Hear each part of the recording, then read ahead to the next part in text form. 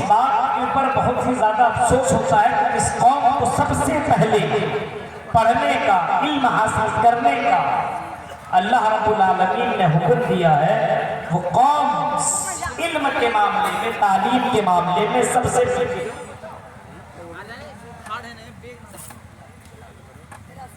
نماز کا طریقہ معلوم نہیں، مجالس میں بیٹھنے کا طریقہ معلوم نہیں، مسلمانوں کے اندر علم کی کمی ہے۔ حالانکہ مسلمانوں کی تعداد پوری دنیا کے اندر عیسائیوں کے بعد سب سے زیادہ ہے، لیکن علم نہیں ہے۔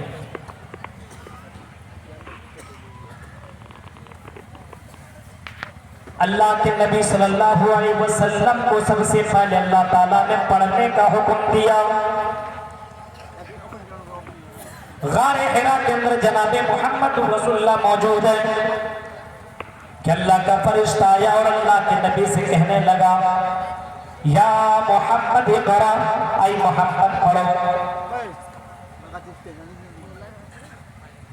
اے محمد پڑھو صلی اللہ علیہ وسلم۔ اللہ کے نبی جواب دیتے، ما انا بقاری، میں پڑھا ہوا نہیں ہوں، مجھے پڑھنا نہیں آتا۔ پھر اس فرشتے نے محمد رسول اللہ کو پکڑا اور جکڑا، اور جکڑنے کے بعد کہتے ہیں، یا محمد اقرا، اے محمد صلی اللہ علیہ وسلم پڑھیے۔ آپ کا جواب وہی آتا ہے، ما انا بقاری، میں پڑھا ہوا نہیں ہوں، میں پڑھنا نہیں جانتا۔ پھر فرشتے نے دبایا، بخاری کے الفاظ ہیں، حدیث ہے، 30ویں نمبر کی یہ حدیث ہے بخاری شریف، جیسے ہی آپ کھولیں گے آپ کو یہ حدیث شروع میں مل جائے گی۔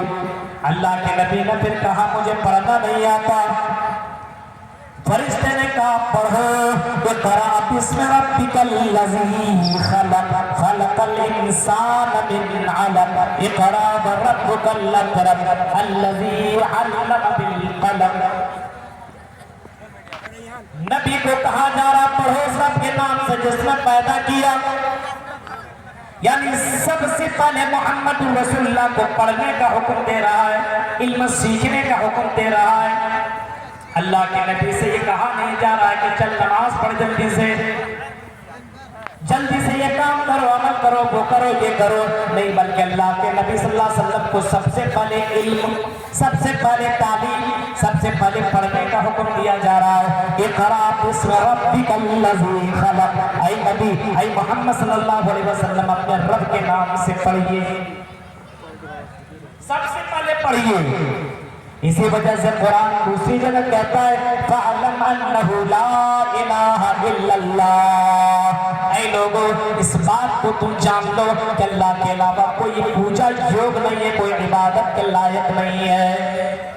اس بات کا تمہیں علم ہونا چاہیے کہ عبادت کے لائق صرف اللہ، جتنے بھی بابا، جتنے بھی دیو دیوتا ہیں، یہ سب کے سب بیکار ہیں، یہ سب کے سب باطل ہیں۔ ان معبودان باطل کے سامنے اپنی پیشانی کو مت رکھ، ایک اللہ کی عبادت کرو۔ فَعْلَمْ أَنَّهُ لَا إِلَٰهَ إِلَّا اللَّهُ، اس بات کو جان لو کہ اللہ کے علاوہ کوئی معبود برحق نہیں ہے، کوئی پوجا یوگ نہیں ہے، کوئی عبادت کے لائق نہیں ہے۔ ہر مسلمان کو اتنا معلوم ہونا چاہیے عبادت کے لائق کون، اتنا جاننا چاہیے عبادت کہ لائق کون ہے، کس کی عبادت کرو، کس نے مجھے پیدا کیا، اتنا کچھ جاننا چاہیے۔ اور اس کے بعد یہ جاننا چاہیے کہ اللہ کی عبادت کرو تو کس طریقے سے کرو۔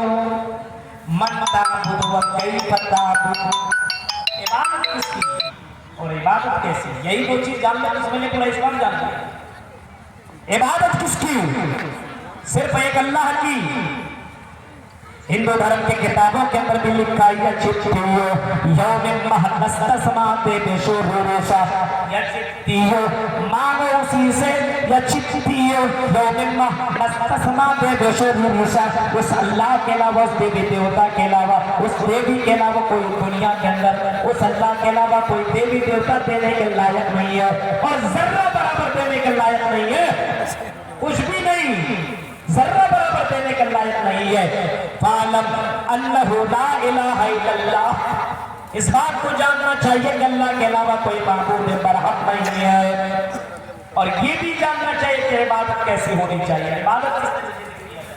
کتنے لوگ نماز پڑھنے آتے ہیں، نماز پڑھنے کی عبادت نہیں، مسجد میں آیا کوے کی طرح چونچے مار کر کے بھاگ گیا، نماز کا بھی طریقہ معلوم نہیں، قیام رکوع کا طریقہ معلوم نہیں، کس طریقے سے قیام کروں، کس طریقے سے رکوع کروں، کس طریقے سے سجدہ کروں، اس کو اتنا بھی علم نہیں، اتنا بھی پتہ نہیں ہے۔ جس قوم کو، جس کے اوپر، جس کے ماننے والے جو قوم ہم اور آپ ہوئے، ان کے نبی کے اوپر، ہم سب کے نبی جناب محمد رسول اللہ کے اوپر جو قرآن کی پہلی آیت اتری اس کے اندر پڑھنے کا حکم دیا گیا، لیکن آج کا یہ سماج کے لوگوں کے اوپر اگر غور کریں گے تو میرے بھائیوں، ہم پڑھنے کے معاملے میں بہت ہی زیادہ پیچھے ہیں، علم کے معاملے میں بہت ہی زیادہ پیچھے ہیں۔ پیدا ہوا تو الف با تا نے ایک ہی سیڑھی پڑھانا شروع کر دیا، لا الہ الا اللہ سب سے پہلے۔ بچہ پیدا ہو، بولنے کے لائق ہو تو اس سے پہلے اللہ کے بارے میں بتاؤ،